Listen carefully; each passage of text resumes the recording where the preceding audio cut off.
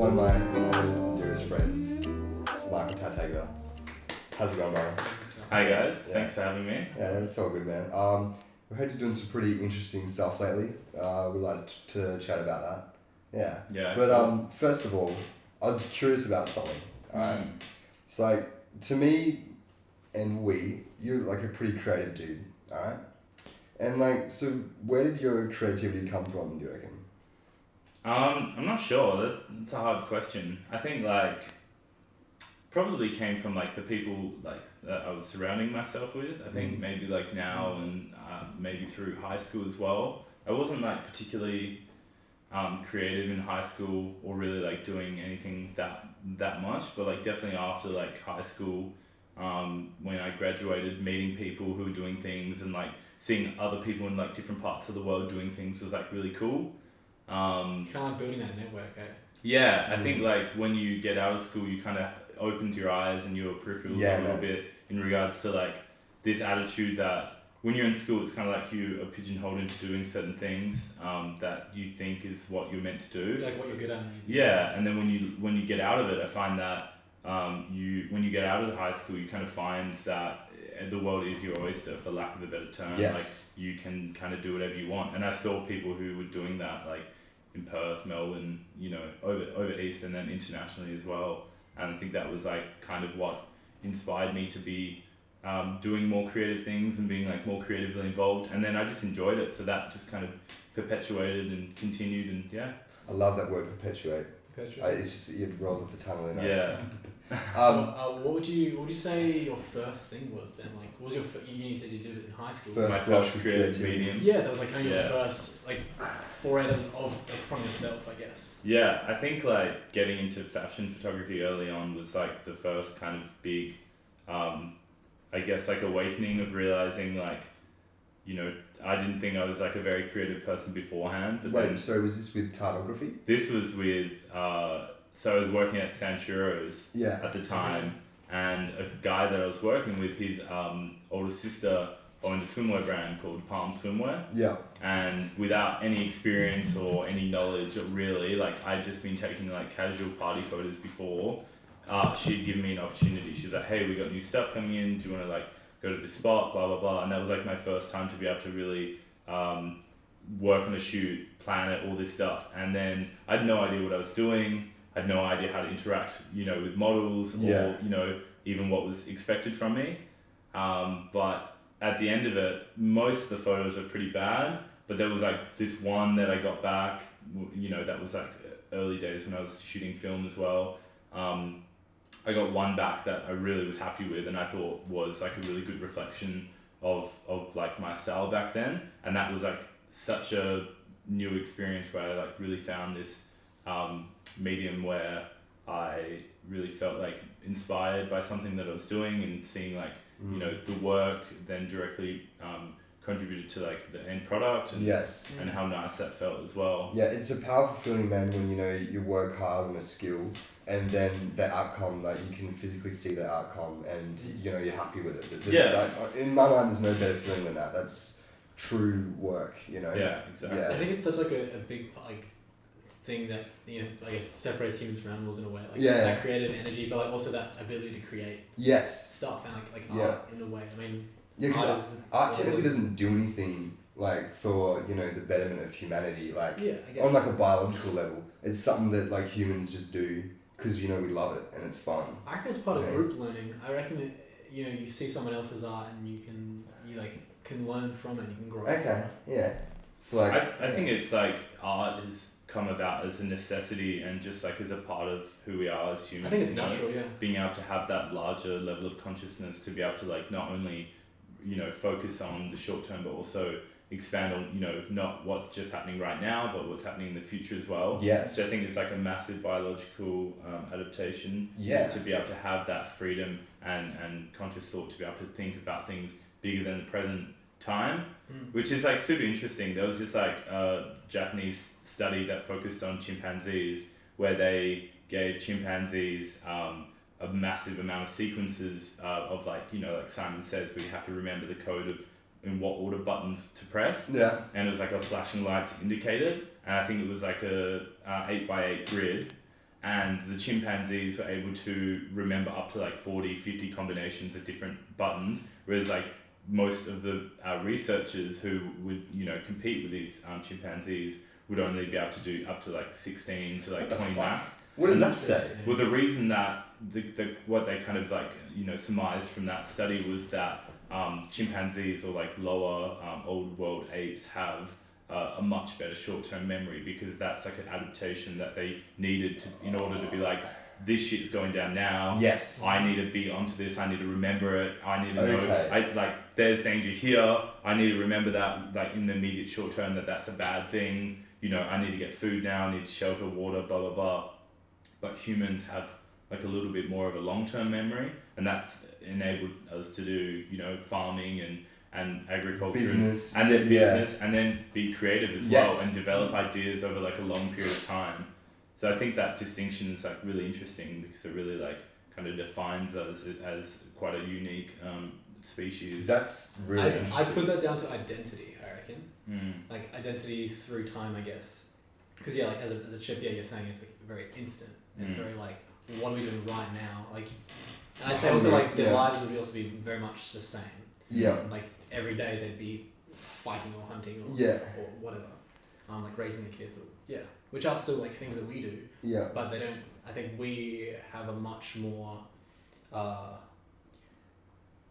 guess, intense world. Like there's a lot more going on. That's probably the wrong word. Dynamic. But because of that long term ability to make exactly. long term decisions, that's why our world is infinitely more complex. Yeah. You know? Yeah. We're not still in that hunter gatherer mindset, because we have that adaptation to be able to forward think and think into the future and stuff like that. So like, because I meet people sometimes, you can tell that, you know, they still have a bit of the hunter gatherer mindset, where they are quite like, you know, instant with their thinking. They'll act on instinct. You know what I mean? And it's like, I know that's the good thing about humans. We don't have to act on instinct. We can, you know, learn and become better next time. You know, which is really cool.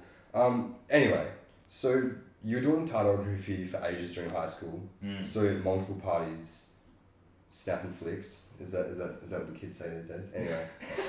What do you say? Snap and flick. Flicking snaps. I don't know. Taking snaps. I think that our concept of photography has become less relevant to kids these days, because it's like a given, you know, like. You know, exactly. Not everyone had a camera when. Like cameras in everyone's pockets now, but like you know, not when I started. Like I'm not gonna say that like I'm 30 or 40. Yeah. But like, technology has like exponentially grown in the last 5 years alone. Like fully, and photography accompanied by that as well. You know, like so many different variants. That's only been around for like what, a century and a half maybe. Photography. Yeah, I think so. Being able to capture it, like, I think some of the earliest. Portably. Yeah. Oh, massively. When you think of the old time stuff, it's always like Wild West. You know, you've got like the whole. Yeah, the sheet over them. The sure. light bulb breaking. Yeah, like little pinhole jobbies back. Wait, so what happened with typography? Are you still doing that, or like? So did you sort of drop that after? That's kind of like an interesting story. So like that was like something that kind of happened out of like, I wouldn't even say necessity. It literally just happened as a consequence of the environment I was in, which was like, I think a pretty defining moment, because that's, you know, those small things that happen in your adolescence really like shape you and build you into who you are. And that was like one of them as well. The reason that I had like my first or second job, and I'd been working like pretty hard for like a year or so, and then I saved up this money to buy a camera, which my first camera was like a Canon 550D, pretty stock standard, pretty handy, but like it opened that opportunity and window. And at the time, a lot of my friends were like skating, and I had bought the camera in order to be able to start taking photos and videos of them skating. But it took me so long to save up. By the time I bought the camera, everyone had gotten out of it, and it wasn't like cool, or like no one was really skating anymore. So what ended up happening was I had this like pretty good camera for like a year 9 student or something, and I just got asked by a friend, who was like, hey, do you want to bring your camera to a party?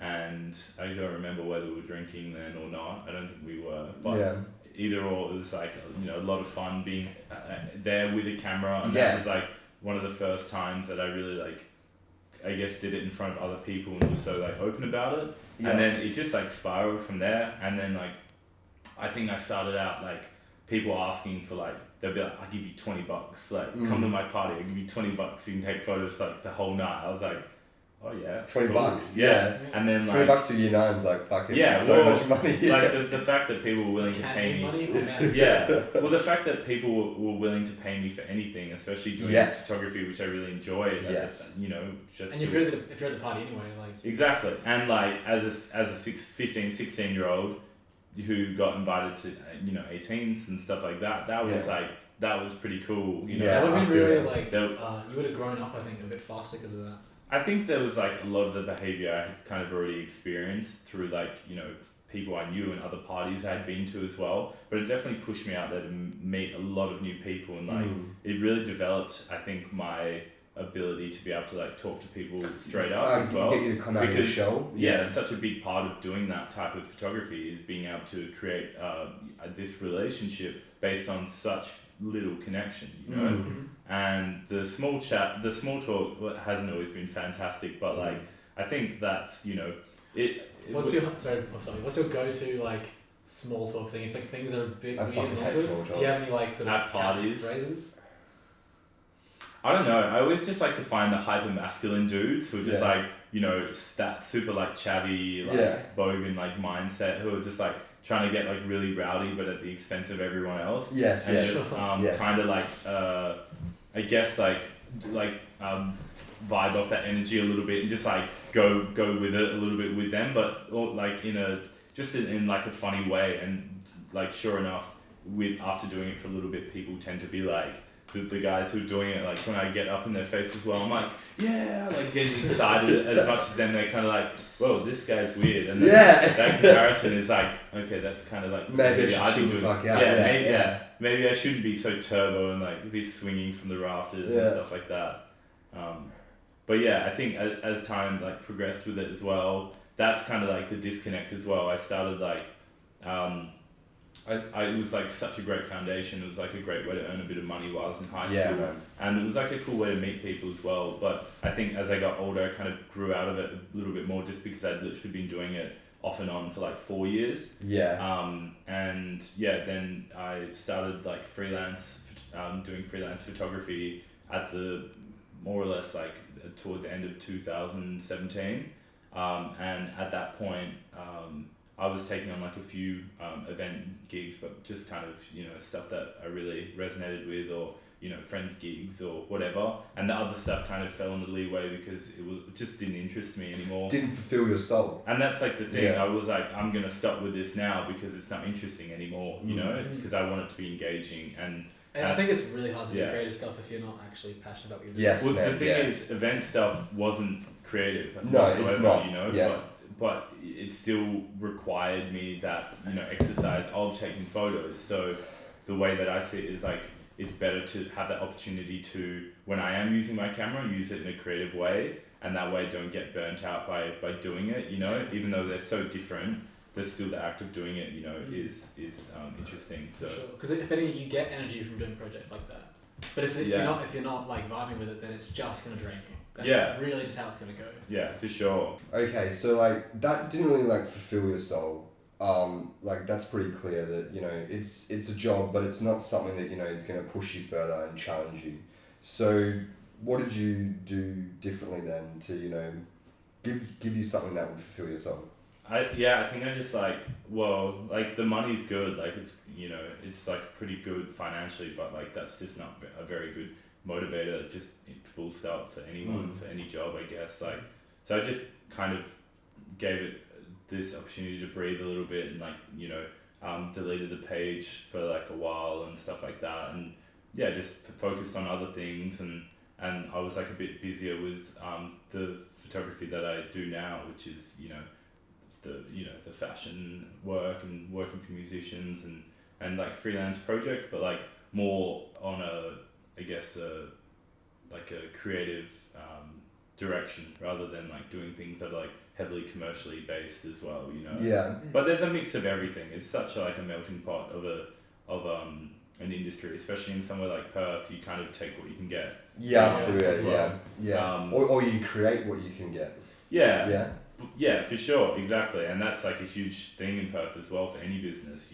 Like there's not that there's not heaps going on here. So like the best way to be busy is to make your own business and engage with people, and that's really what we're trying to do with this. Yeah. We're just trying to find people who, I guess, like-minded, who just like making stuff, who see the positives in that, like in creative projects. Because I think there are some people who don't.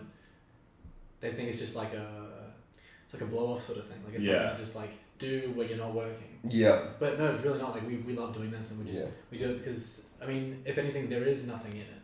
Really, we're just kind of doing it. And if there is, we meet people like you. We have great conversations. But that's where like the authenticity of it comes from. You know. Yes, because it's not. Yeah, it's like a genuine thing that you guys are doing out of passion. You know, like. Yeah, and it's not financially driven, and I think that's like the origin of that is like really important, you know, because the intent of why you're doing something is more important, you know. Alright, so like what I was trying to get to sort of thing is this up here next to your head, Foolish. So do you think that's sort of a manifestation of what we've been talking about, your creative drive and your creative energy has been, put into that? Yeah, I think so. I think Foolish is like an interesting example of like how things progress over time as like you develop within your own personal style and like your own life, and as things progress, like I'm sure for you guys what this is now compared to what it will be in a year's time will be dramatically different. Yeah, and it does change like quite frequently. Because we do it like once a month maybe. Yeah. The amount of like anyone who doesn't watch our stuff would notice that the location changes. Yeah. Crazy. I mean, we're actually in Tart's house right now. Yeah. He's lovely abode. Yeah, like thanks for having us. Yeah. No worries. Yeah, of course. Yeah, the water tastes like shit. Yeah. Lit inner city water, full of fluoride. And plastic. Yeah. Probably doing like microbeads and. Yeah. Do you reckon that's legit or is that a conspiracy theory? The microbead thing. Well, like there's like Obama said it. I heard it from Obama. What do you mean that there's that there's microplastic in our drinking water? Do you reckon that's legit? Oh, that's a different thing then. I don't think in the drinking water. Wait, didn't you hear about how like apparently we're drinking like a credit card worth of? Oh, no, I did hear that. I think I don't think it's that you. Well, I think it's like plastic bottles and like old bottles that aren't like PBA approved and stuff like that for sure. Like coming from there straight out of the tap into like a ceramic. I don't know, but I personally don't think that. I feel like it would be alright. I think like maybe an old tap. Well, think about it. Like you're probably eating like a chocolate bar or something, and you're getting a bit of plastic in there, and that like. And the crazy thing is like. It's just so much plastic now on everything. Like it's fucked like up. Like styrofoam, for example, I was breaking like a styrofoam thing to put in the recycling bin, and I had a thought about it. Like the little bits that came off the side of it, as I was putting in the bin, literally would take hundreds of years to break down, and it would never leave here. No. So it's the same thing. If you happen to breathe that in, or you're in a working environment where you're not properly like wearing safety equipment, and you're breathing in. Plastics or microplastics or whatever, that just stays in you forever. Like, it's fucking scary, man, because like I'm happy that the world is heading in a direction where we're moving away from plastics and stuff, but it's like, man, everything that we've created, all the plastic shit that we've created is going to be around for as long as humanity. Longer. Yeah, fucking probably. Yeah, I think it's crazy when you think about how long plastics has been around for. I think commercially, like since the 50s. 50s and 60s is like when plastic became a big thing. So it's been around for like. Do you know what it's made out of? Oil. Yeah, petroleum, dude. Yeah. So the petroleum companies came out. We have this fantastic new product. That also funds us, but helps you out at the same time. Plastic is incredible. It's such a great invention. For its time, it really was. Well, it is still now, regardless. But it's more so what It was like, hey, we've got this amazing product that can be used for so many things: manufacturing, food storage. Yeah. It's created an opportunity for things to be able to be stored for longer, be created cheaper, be made faster. And that's you're probably one of like a huge contributor to the commercialization economy. For sure. On some level, like the fact that it takes so long to biodegrade is a testament to how good of a product it is. It'll last forever. Forever. Yeah. That's pretty good. So but I think it's like the systems weren't in place ever, and the consideration wasn't done that hey, actually this takes ages to break down. Like it's a huge problem. Also, I think you couldn't. Sorry, to cut you off. I think you couldn't anticipate globalization as well. Like how Yeah. much plastic would be created, Yeah, how much it's population literally would everything shoot now. up, Yeah. and how much would be needed. I think it's cool now that there's been like a switch of like ideology towards it and how people are like Yes. being more proactive and Very, like yeah. Bali only a couple of days ago, not to date the podcast, but like they banned plastic bags on the island of Bali in Indonesia, which is like a massive thing That is- because That's pretty huge, dude. there is Yeah. like massive pollution issues there. It's fucked, But- man. It's but so bad. The massive thing is like if you've ever worked on a construction site or you've ever done any labouring or anything like that, you know that like on the construction sites that like and just in general in in general like building and stuff like that or commercial businesses, that's where the biggest amounts of plastic comes from. Yeah. Like All the you know, byproducts, yeah. and like the best example I like to say is like they've made it so hard in WA as well now to recycle. Like it's such a difficult process. No, apparently it's And- recycling in Australia literally does nothing. No, and like Literally, yeah, so that's a whole nother can of worms. It's just more but, plastic like, to invent another bin. well, it just goes. We don't actually have the facility. So the reason was like used to be able to put in like soft plastics and all these things Yeah. into the recycling bin, but now in WA or Perth at least, you're not able to do that. There's certain areas that you're meant to take things, but even once it's taken there, it has to be immaculate. No dirt, no Yes. no rubbish, no food on And it, that's nothing like that. And like my example is like Joe Blow, he's a fucking brickie. He gets home from like working like 80 hours a week, Yeah. and then he's eating like he's cooking dinner, eating his stuff. He's got all this plastic. He's not gonna have. They should make it as easy as possible for that guy to be able to go, okay, like put this in this bin or put this in there, and be able to like sort things out. Whereas like it's so difficult, so it gets to the point where that guy's like, Fuck I've it. worked, Yeah. fuck it. Like, I'm going to put this in this one bin because, like, right now, it's way harder for me to just, do the due diligent thing because the government hasn't made it easy for people. No, they Like, in haven't, Norway, or no, sorry, in Norway, and then I think some places in Japan as well. I know there's this one particular small town in Japan that has, like, 10 different recycling bins in your house, and you personally take it to this recycling center in the town. What? And there's volunteers there who do it, and they break everything down into aluminum, soft plastics, hard plastics, styrofoam. That's e-waste, good, yeah. all these things, and Japanese know how to do things, yeah. Well, the issue was this is a beautiful thing about humanity. These things come about because of necessity. Yes. They actually they had a pollution or like it wasn't a recycling center. They had a garbage incinerator in the town, and it was making everyone really sick. So they'd get their rubbish because they were on an island, and they would just burn it. And obviously that's bad for the environment, bad for the people. Unfortunately, the Japanese are very long-sighted in their vision of their environment and society. Yes, yeah. And they were like, okay, we got to stop this. So they closed it down, and as a way to be able to deal with the waste that was inevitably still going to be coming, they put the responsibility into the hands of the people, but then they made it accessible by breaking down, and then that turned into like a cultural thing, and then because of the procedures put in place by the government, it created this societal push for them to be more conscious when they were buying things. Hey, if I buy this, I'm gonna have to take it to the recycling center, and that's a mission. Let me buy fresh produce without plastic wrapping on it, then I won't have as much waste. And because of that, each year that they've been doing it, I'll have to find what the island's called. But like each year that they've been doing the program, the total waste has been reducing because people Because there's are a more cultural conscious, shift, and people are more conscious that hey, I Yeah. can't use all this crap because it's just gonna get it needs to be recycled, Yeah. and they're able to see like where things go.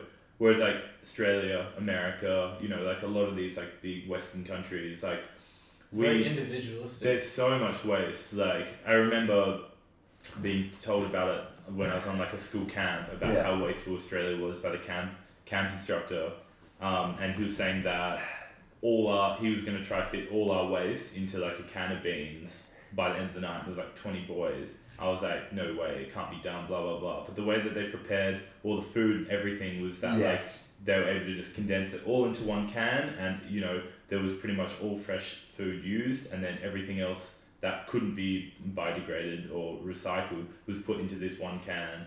And like I think that's like a pretty good lesson Good for kids lesson. to see. Well, man, it's so hard to it's so hard to live like that, you know what I mean? Because if I go to Coles or Woolies tomorrow or whatnot and do my food shopping for the week, like everything I'm gonna buy is probably not biodegradable at all, you know what I mean? Because it's like even like the fucking vegetables are wrapped up in plastic. I try not to buy them because it's like, but if they're the only thing there, I will do it. I've stopped using plastic straws. Oh, yeah. Nobody needs a straw, man. Yeah, but this is like the point that I was getting at. You know, Yeah, like exactly. this, What if we're in this, this? Yeah, you don't wear lipstick.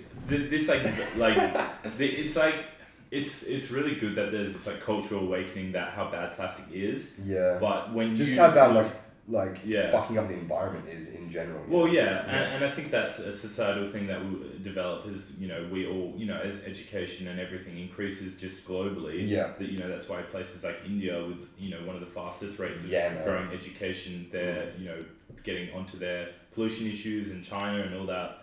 But like have you heard about Singapore? In what regard? They've figured out a way, I'm pretty certain, I watched a video on this, they figured out a way to burn plastics in a way that the emissions are actually cleaner than air. Cleaner than air. Like, that's crazy. So all of Singapore's trash is put into one plant, and they just figured out some way they do that in to Sweden break it as well. down, Yeah. and then pump it out, and then it, like, if anything, it cleans the air. Yeah. What As I said, like, from necessity, that would have What fucks me over is like a lot of these like politicians in power. It's like it's too perfect how it's set up. They're like, oh yeah, like global warming doesn't exist. Well, now they say it does exist, but it's not a human caused phenomenon. And it's like it really frustrates me. Trump announced. It's a Trump conspiracy announced theory. last week. I'm pretty sure last week. Oh, Is that plastic? You're a piece of I'm shit. sorry. Dude. Yeah, I will have to Fucking recycle. Well, now see, I didn't know this was gonna be a hot See, topic. no, but that's literally what like I was trying to explain. You know, like you can individuals can take blame, and it's good that individuals are becoming more educated. But at the end of the day, like your individual impact of not having a straw or a takeaway coffee cup is great to be able to give It's that. not going to do much. That the values of society will improve and change. Yeah. But like, if you wanted to make a real substantial change, you would put in a policy that stated that, you know, potentially there is, I'm not sure, but like all building sites, for example, all plastic waste from building sites needs to be sorted and needs to be disposed of properly, you know, like it's so common to go to a building site and there's just empty bottles and this and that, and I'm sure the majority of them do get cleaned at the end of it, you know, obviously if there's important things coming in, but along the way there's rubbish that gets, you know, flown onto the road, then that gets picked up Exactly. Yeah. and runs into the waterways as well.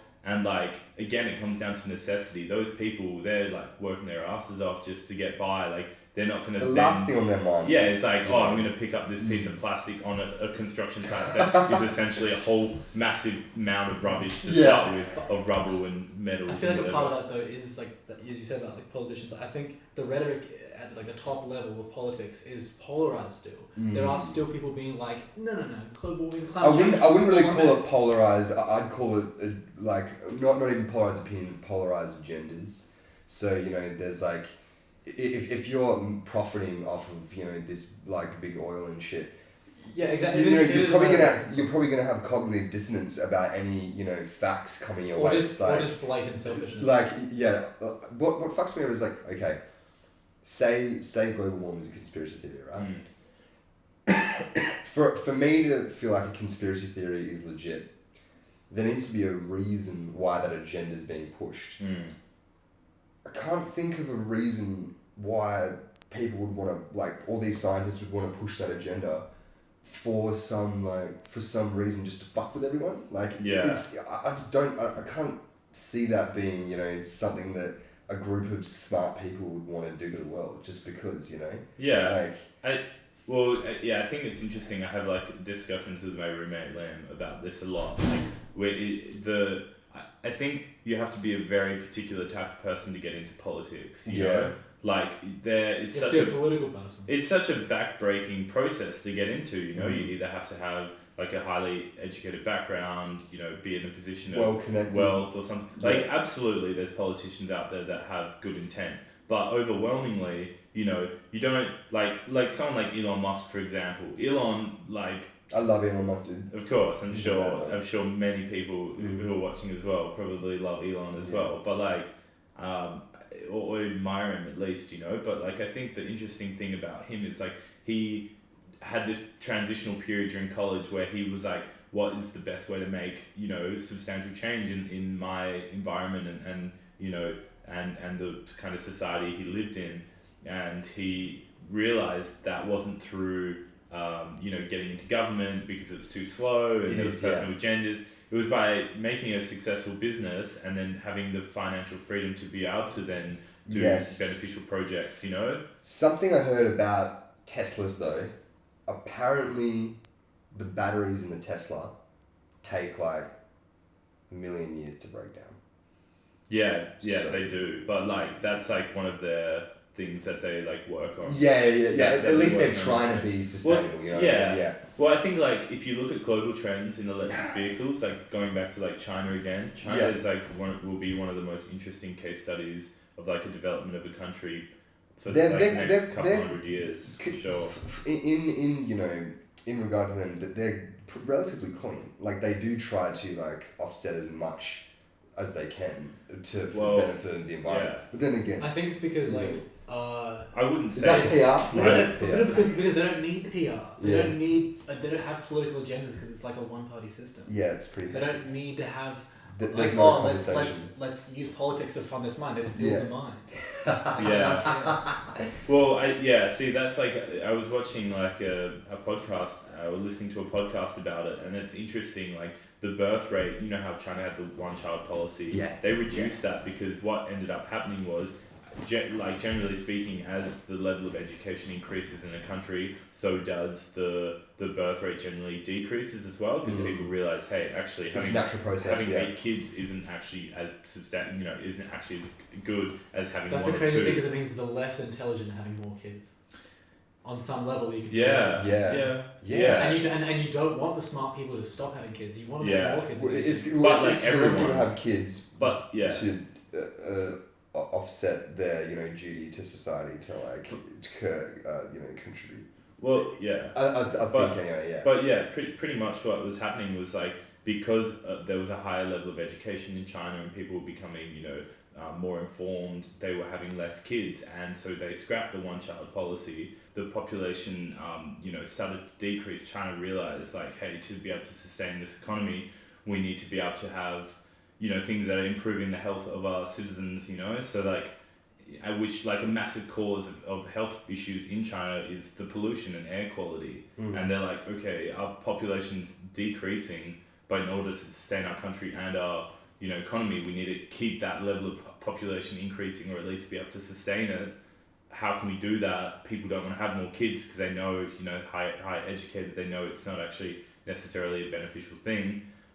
So a way to be able to do that is China is pushing heavily for renewables and electric vehicles and all those kind of processes, because that is actually going to be able to help them to have a healthier population as well. Yeah, they used to take in Australia's waste, and I'm pretty sure America's waste as well, but they just stopped doing that. So because we're gonna have to because suss something they're out. increasing population, and also they realize like, hey, this is not healthy to be, disposing of this here. And they've also got That's not the their job, entire really. world. America actually got upset at them. They were like putting in these, like, I saw like a few of these like reports put out, like being like, what China has done is like so unfair, blah blah blah, all this stuff. It's like, no, America's they always, just took your crap for like 50 Yeah. years, and now they're like, actually, hang on. They were making money off it. They were like recycling it and reusing it, but then it's probably just not worth the while anymore. Yeah. There's this huge issue where like the cargo ships that would take the rubbish to China then would be able to take products back to America. Yeah. And that was like a big part of international trade. So that's why America's kind of sweating, because like, you bring the rubbish over on these cargo ships, it needs to come back again, because otherwise if you're just going there, the ships aren't just going to wait there. You need to have that return trip. And now, if they don't have that reason to go over, it's very expensive to have ships go over to China without bringing, any... Exactly, Well, if they're not bringing anything over, they're pretty much just paying for like a one-way trip, or if the ships come from China originally with, commercial goods back to America, and then they don't have anything to take back, like it's not as like feasible of a journey, Yeah, I feel you, man. Alright. Well, getting back to it all. What's your like plan with Foolish? Because it started off for you as kind of like a blog, right? Just like a personal blog sort of thing. It started out as like a zine with like Dylan Guy. What's that? So like I guess like a zine is like, I guess it's like a short magazine, a way of being able to. It was started like in the early 50s and 60s as just like a cheap, affordable, and available way for people to be able to print things of their own. You know, printing in the 1920s and 30s was like only newspapers could do it. It was only for the rich type only of thing. The elite. Yeah, only the elite. But then in the 50s and 60s, you know, risograph printers and other like laser printers became a thing, and it became more accessible and more available for people to do. So I love that. That's why the internet's good as well, because it's like I have a printing press in my pocket right exactly, now. You know right? what I mean? Yeah. Like originally zines were used for like protests and like, you know, bands and stuff like that. Right. And like people would literally print out, you know, things that they made on the computer or drawn. A lot of the heavy origins of zines are like, you know, cartoons and drawings and illustrations. It's just a great way for artists to be able to get their work into a physical embodiment and be able to distribute that as well in typically the lowest way, the cheapest and easiest way possible. Yeah. So like that's kind of what it started out as. It started out as like it was going to be like a quarterly zine, and I started it with Liam Gilly and Dylan Guy, who were like two photographers that I knew at the time. And we kind of had this like idea of like making it, you know, like a quarterly magazine. Little did we realize how much work goes into making one, and how long it takes and all that. Just the three of you were contributing?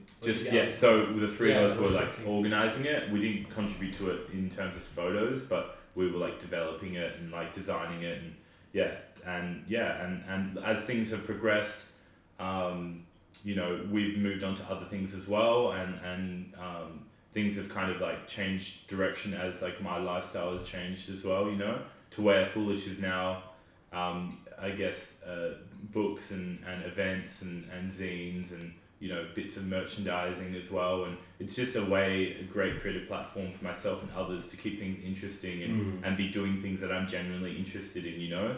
It definitely ebbed and flowed during certain periods where I was like, because the whole time, and still to this day, it's a passion project. I'm not making an income off it. I'm not trying to make an income off it. It's just like something that keeps me creatively inspired, I guess, alongside with photography as well. So, when did you guys start hosting events under Foolish then?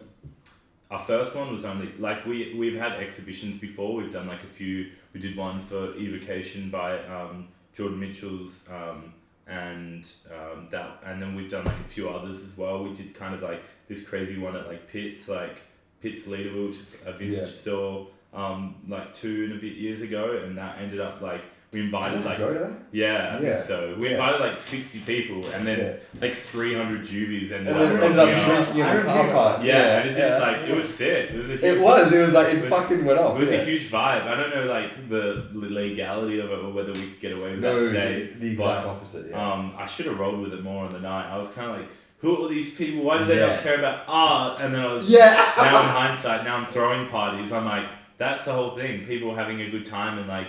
You want those people. You don't really, because you know at least they might learn something. Exactly. There's going to be a small percentage of them that get around what the actual purpose is. I think 90% of the people that were there didn't understand what it was. No, they were just like, there's a place to drink apparently. It was like BYO blah blah blah. And like, so I think 90% of the people didn't understand what it was, but people enjoyed themselves. And I'm surprised the cops didn't rock up, but. So a couple like last week you guys hosted an event at El Grotto. That was dope, man. I had a really good night. I reckon El Grotto is like a really good venue, really chill venue. So it was like a house event. We were doing like the exhibitions and stuff a few years ago, and like we've been doing them ongoing. We have a few projects coming up as well in terms of releasing books and zines.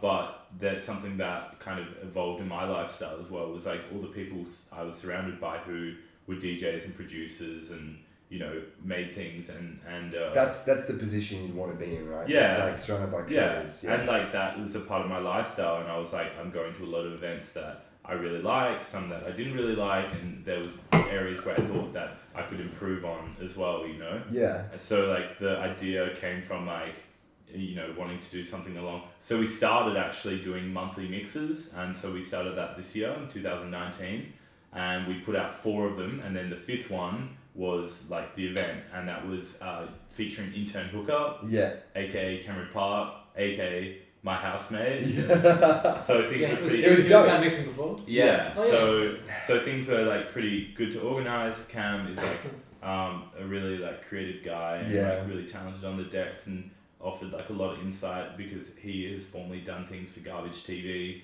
for their warehouse events. He had another one at the Bird called Haptic, and like had a pretty like strong understanding of the event scene in Perth. So that was like a really good foundation. And then so like the name kind of that started was like Sounds Foolish. Yeah. So for example, the first one was Intern Hookup, Sounds Foolish. Yeah. Then we just did the one last Friday. That stuck in my head, man, because it was like it grabs your eyeball and it's like, what the fuck is that talking about? Yeah. Well, so like the one we did last week was like, turntables, obviously, like powerhouse duo of events in Perth. Like they obviously like, have a very strong presence in Perth, and just through like the scene got to meet them and then asked them if they wanted to be involved, and then that's where it became Turntables Sounds Foolish. So like I like the name because my idea for it is like, as I evolve as a person and as a photographer and everything else as well, I want to be able to bring these events with me wherever I am in the world, and so like starting in Perth, it's good to get that origin, have people, our audience be aware of what we're doing. Yeah. Humble beginnings. Yeah, exactly, and do it with friends and keep it fun. But as things progress, like I'd love to do a show in Bali. I'd love to do a show over in Melbourne. There's like some cool dudes over there. Yeah. Friends of mine who are already doing like really cool things. I could see Australia-wide festival, Foolish Festival. Yeah, Foolish Fest. Alright, so the camera data on us, so we've got to make do with what we got. How's it going, buddy?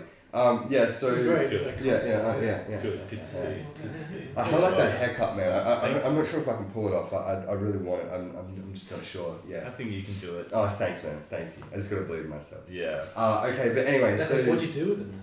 Exactly. You just gotta own the cut. yeah, you gotta own the cut. Yeah, that's right. Okay, so like, what's the have you got any events coming up like soon for Foolish or anything like that, or?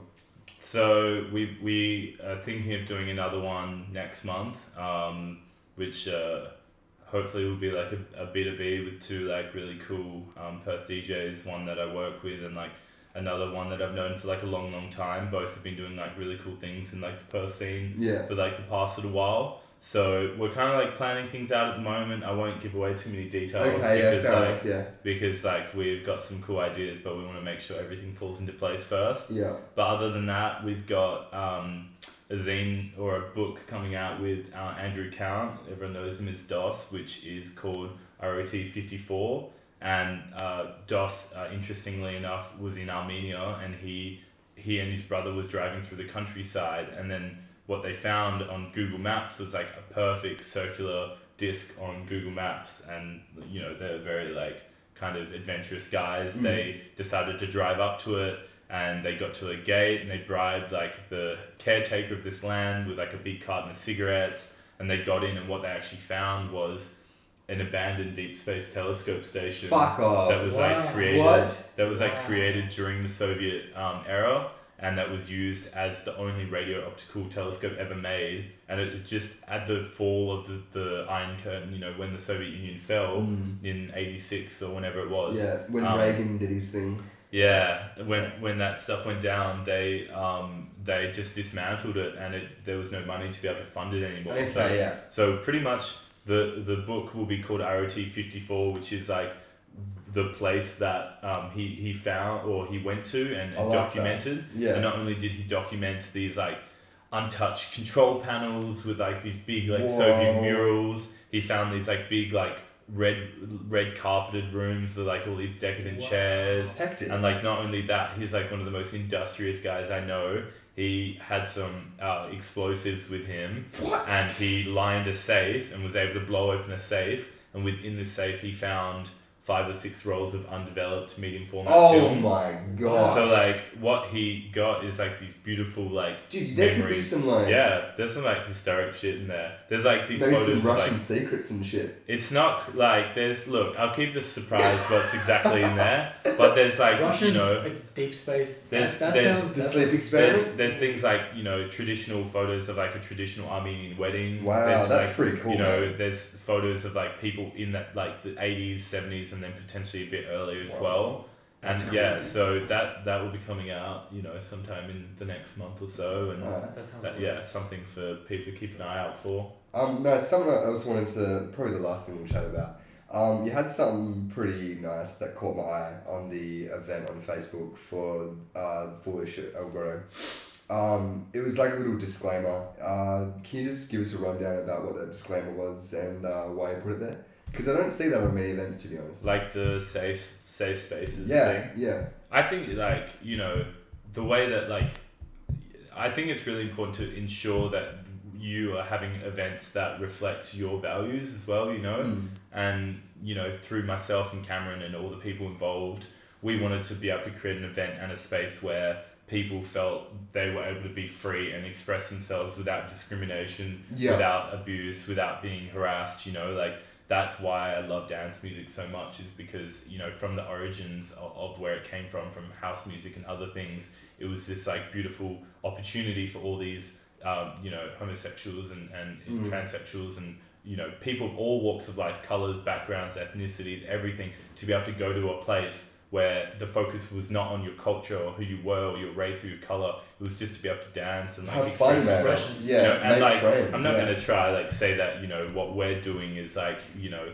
anything similar to like what people did at the origins of house music or anything like that. There's no comparison. But I think that principle of like creating a space that people are all like-minded there and you can express yourself without Yes. judgment, The truth. without That's important, man. That's important to do that. without judgment, without persecution, without, you know, and just be able to go and express yourself. If you're good at dancing, if you're bad, if you're, you know, in between, like, and If you're bad at dancing and then you like go for it, yeah, become a good dancer. exactly, People get around yeah, it. like how what do people think? You're just meant to like just start doing it and just suddenly become no Michael routine, Jackson, like, you know, no. like Dude, one of my favourite positions in life to be in is when people are staring at me and talking to friends and I can tell they're like, who the fuck is that guy? Like, he's dancing weird. It's He fucking dances weird. if you stay And back. then, like, I'm a good dancer. Okay. Yeah. I'm a good Yeah, dancer. yeah. But, like, that I value, you know, being myself. And if people want to hate on it, then they're having a shit night. Like, Yeah. whatever.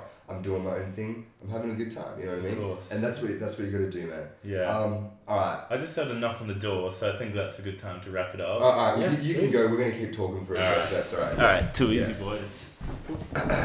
Thanks for having me, fellas. No worries, man. That's Thanks right. for having us. So, yeah, we'll Pleasure. just stay here, yeah. Cheers. Um, Actually, while we're here, you know, we're talking Yeah. about Grotto. yeah. So next month, every Wednesday, if you come to Grotto in Scarborough, you can see our band I'm in, Gwen and Dolly, playing some jazzy music. Really very fun, good time. And we're also releasing new music towards the end of the month. Woo! Woo! Very exciting. About very time. exciting. About It's time. been a little while. We've been off the grid for a while, but Yeah.